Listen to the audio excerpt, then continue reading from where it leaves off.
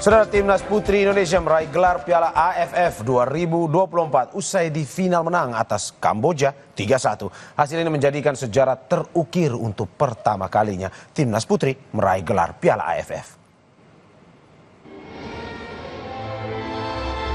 Partai final Piala AFF Putri 2024 mempertemukan Indonesia dan Kamboja yang berlangsung di New Laos National Stadium, Laos, Kamis malam. Tim Garuda Pertiwi membuka keunggulan di menit ke-19 lewat gol yang dilesakan Reva Oktaviani yang meneruskan umpan dari Katarina Matilda Putri.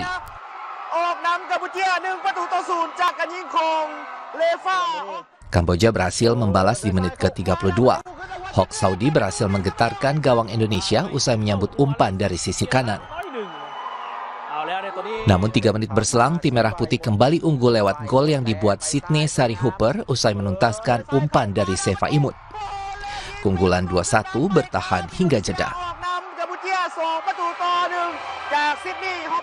Di babak kedua, tepatnya menit ke-58, Reva Oktaviani mencetak gol keduanya di laga ini usai menyambut umpan dari Rosdilah Siti Nurrohma.